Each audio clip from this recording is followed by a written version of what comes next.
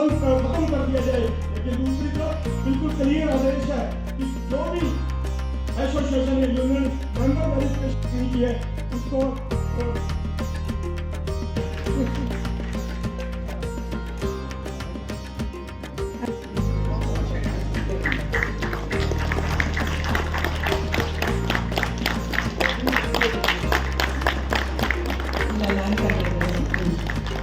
ನನಗೂ ಹಿಂದಿ ಬರುತ್ತೆ ಆದರೆ ನಾವು ಫಾಲೋ ಮಾಡೋಕ್ಕಾಗಲಿಲ್ಲ.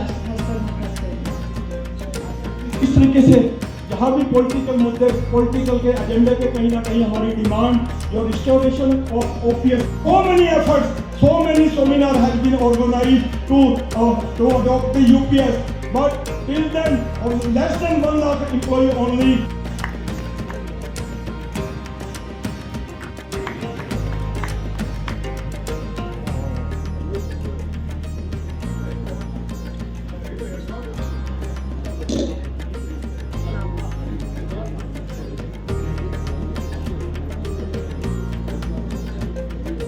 ಮೂವತ್ತ್ಮೂರನೇ ಕರ್ನಾಟಕ ಸರ್ಕಲ್ ಕಾನ್ಫರೆನ್ಸ್ ನಡೀತಾ ಇದೆ. All India postal employees union group C ವತಿಯಿಂದ ನಮ್ಮದು ಕರ್ನಾಟಕದಲ್ಲಿ 81.59% ಇರೋದು ನಮ್ಮದು.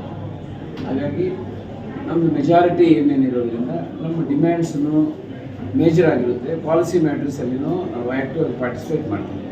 ಆದರೆ ಈಗ 2023ರಲ್ಲಿ ಯಾವುದೋ ಒಂದು ಸ್ಮಾಲ್ ಇಶ್ಯೂಗೋಸ್ಕರ ನಮ್ಮ ರಿಕಗ್ನಿಷನ್ ವಿಡ್ರಾ ಮಾಡಿದ್ದಾರೆ ಗೌರ್ಮೆಂಟು ಡಿಪಾರ್ಟ್ಮೆಂಟ್. ಅದನ್ನು ಸತತವಾಗಿ ನಾವು ಪ್ರಯತ್ನ ಪಡ್ತಾ ಇದ್ದೀವಿ ರಿಕಗ್ನಿಷನ್ ವಾಪಸ್ ತಗೊಳ್ಳೋದಕ್ಕೋಸ್ಕರ. ಕೋರ್ಟ್ನು ನಮ್ಮ ಯೂನಿಯನ್ ಪರವಾಗಿಯೇ ಜಡ್ಜ್ಮೆಂಟ್ಸ್ಗಳು ಕೊಟ್ಟಿದೆ ಕೆಲವೊಂದು.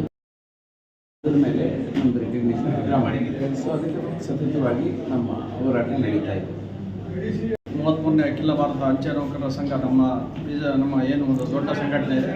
ನಮ್ಮ ಸಂಘಟನೆ ಎಲ್ಲ ವಿಭಾಗಗಳು ಕೂಡ 2 ವರ್ಷಕ್ಕೊಂದ್ಸರಿ ನಮ್ಮ 2 ವರ್ಷದ ಕಾರ್ಯ ಚಟುವಟಿಕೆಗಳನ್ನು ನಮ್ಮ ಸಂಘದ ಸದಸ್ಯರುಗಳಿಗೆ ತಿಳಿಸುವಂಥದ್ದಿರ್ಬೋದು. ನಾವು ಏನೇನು ಕಾರ್ಯಕ್ರಮ ಮಾಡಿದ್ದೀವಿ, ಅದರಿಂದ ನಮ್ಮ ಸಂಘಟನೆ ಯಾವ ಸರ್ಕಾರ ಇದು ಇಲಾಖೆಗಳ ಒಂದು ಏನು ಸೇವೆಯನ್ನು ಕೊಟ್ಟಿದ್ದೀವಿ ಇಲಾಖೆಗೆ, ಅದು ನಮ್ಮ ವೆಲ್ಫೇರ್ ನಮ್ಮ ಎಂಪ್ಲಾಯೀಸ್ಗಳಿಗೆ ಏನೇನು ವೆಲ್ಫೇರ್ನ ಇಲಾಖೆಯಿಂದ ನಾವು ಸರ್ಕಾರದಿಂದ ನಾವು ಅವರಿಗೆ ಒದಗಿಸ್ಕೊಟ್ಟಿದ್ದೀವಿ, ಇದೆಲ್ಲ ತಿಳಿಸುವಂಥ ಒಂದು ಸಮ್ಮೇಳನ ಇದೆ.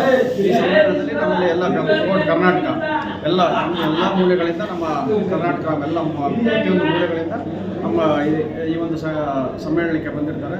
ಇದು 3 ದಿವಸ ನಡೆಯುತ್ತೆ. ಇವತ್ತು ನಮ್ಮದು ಬಹಿರಂಗ ಅಧಿವೇಶನ, ನಾಳೆ ನಮ್ಮದು ಸಬ್ಜೆಕ್ಟ್ ಕಮಿಟಿ ನಮ್ಮ ಒಂದು ಏನು ಚಟುವಟಿಕೆಗಳಿದೆ ಮತ್ತು ನಮ್ಮ ಆಯಾ ವಿಭಾಗಗಳಲ್ಲಿ ಏನೇನು ಸಮಸ್ಯೆಗಳು ಎದುರಿಸ್ತಾ ಇದ್ದಾರೆ ನೌಕರರು, ಅದರ ಒಂದು ಅವ್ರು ಏನು ವ್ಯಕ್ತಪಡಿಸ್ತಾರೆ ಆ ಸಮಸ್ಯೆಗಳಿಗೆ ನಾವು ಏನು ಪರಿಹಾರ ಕೊಡಬೇಕು, ನಾವು ಆಲ್ರೆಡಿ ಏನು ಪರಿಹಾರ ಮಾಡಿದ್ದೀವಿ, ಇದೆಲ್ಲವನ್ನು ತಿಳಿಸುವಂಥದ್ದು ಇನ್ನು 2 ದಿವಸ ಕಾರ್ಯಕ್ರಮ ಇರುತ್ತೆ. ಅದು ಒಟ್ಟು 3 ದಿವಸ ನಮ್ಮ ಈ ಒಂದು ಸಮ್ಮೇಳನ.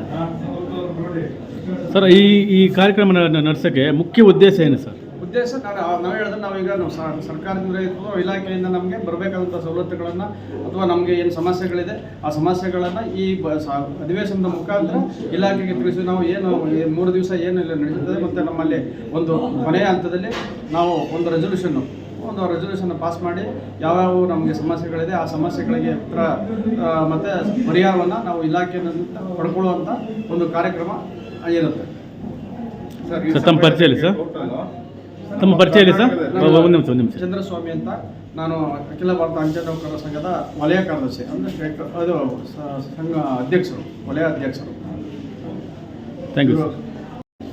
ನನ್ನ ಹೆಸರು ಜಯರಾಘವನ್ ಅಂತ, ನಾನಿಲ್ಲಿ ಟ್ರೆಷರ್ ಆಗಿದ್ದೀನಿ. ಈ ಅಖಿಲ ಭಾರತ ಏನು ಅಂಚೆ ನೌಕರರ ಸಂಘ ಇದೆ, ಇದು 33ನೇ ಸಮ್ಮೇಳನ. ಈ ಸಮ್ಮೇಳನಕ್ಕೆ ಟೋಟಲ್ ಕರ್ನಾಟಕದಿಂದ 40 ಡಿವಿಷನ್ನಿಂದ ಎಲ್ಲ ರೆಪ್ರೆಸೆಂಟೇಟಿವ್ಸು ಬರ್ತಾರೆ. ಈ ಸಮ್ಮೇಳನ ಒಟ್ಟು 2 ವರ್ಷಕ್ಕೊಂದು ಸರಿ ಒಂದೊಂದು ಡಿವಿಷನಲ್ಲಿ ಆರ್ಗನೈಸ್ ಮಾಡ್ತಾರೆ. ಈ ಸರಿ ನಾವು ಬೆಂಗಳೂರಲ್ಲಿ ಆರ್ಗನೈಸ್ ಮಾಡಿದ್ದೀವಿ. ಇದರ ಮುಖ್ಯ ಉದ್ದೇಶ ಏನಂದರೆ, ಟೋಟಲ್ ಕರ್ನಾಟಕದಲ್ಲಿ 40 ಡಿವಿಷನ್ಸ್ ಇದೆ. ಆ 40 ಡಿವಿಷನಿಂದ ಎಲ್ಲ ರೆಪ್ರೆಸೆಂಟೇಟಿವ್ಸ್ ಇಲ್ಲಿ ಬರ್ತಾರೆ. ಅಲ್ಲಲ್ಲಿ ಅವ್ರದ್ದು ಏನೇ ಒಂದು ಕುಂದು ಕೊರತೆ ಏನೇ ಇದ್ರು ಅವ್ರದ್ದೊಂದು ಪ್ಲ್ಯಾಟ್ಫಾರ್ಮು ನಾವು ಇಲ್ಲಿ ಮಾಡಿಕೊಡ್ತೀವಿ. ಅವ್ರೇನು ಮಾಡ್ತಾರೆ, ಅಲ್ಲಿ ಏನು ಪ್ರಾಬ್ಲಮ್ಸ್ ಫೇಸ್ ಮಾಡ್ತಾರೆ. ಇವಾಗ ನಿಮ್ಗೆ ಗೊತ್ತಿರೋ ಥರನೇ ಈ ಡಿಜಿಟೈಸೇಷನ್ನು ಮತ್ತು ಇದಾದರೆ ಎಲ್ಲ ಸುಮಾರಷ್ಟು ಪ್ರಾಬ್ಲಮ್ಸ್ ಆಗ್ತಾ ಇದೆ. ಕೆಲವೊಂದು ಹೇಳ್ಕೊಡ್ತಾರೆ, ಕೆಲವೊಂದು ಹೇಳ್ಕೊಳ್ಳೋ ಅವ್ರಿಗೊಂದು ವೇದಿಕೆ ಸಿಗೋದೇ ಕಷ್ಟ ಇದೆ. ಸೊ ಈ ವೇದಿಕೆಯಲ್ಲಿ ಅವರೆಲ್ಲ ಸಮಸ್ಯೆಗಳನ್ನು ಬಂದು ಹೇಳ್ಕೊಡ್ತಾರೆ. ಇದನ್ನು ನಾವು ಬಂದ್ಬಿಟ್ಟು ಡಿವಿಷನಿಂದ ನಾವು ಡಿವಿಷನಲ್ ಮ್ಯಾನೇಜ್ಮೆಂಟ್ಗೂ ರೆಪ್ರೆಸೆಂಟ್ ಮಾಡ್ತೀವಿ. ಅದನ್ನೇ ಮತ್ತೆ ಸರ್ ಆಲ್ ಇಂಡಿಯಾಗೂ, ಯಾಕಂದರೆ ನಮ್ಮ ಆಲ್ ಇಂಡಿಯಾ ರೆಪ್ರೆಸೆಂಟೇಟಿವ್ಸು ಬಂದಿದ್ದಾರೆ, ಆಲ್ ಇಂಡಿಯಾ ಲೀಡರ್ಸು ಬರ್ತಾರೆ ಇಲ್ಲಿ. ಸೊ ಅವರ ಗಮನಕ್ಕೂ ನಮ್ಮ ಕರ್ನಾಟಕದಲ್ಲಿ ಏನೇ ಪ್ರಾಬ್ಲಮ್ಸ್ ಇದ್ರೂ ಅವ್ರಿಗೆ ಮನವರಿಕೆ ಮಾಡ್ಕೊಡ್ತೀವಿ ಸರ್.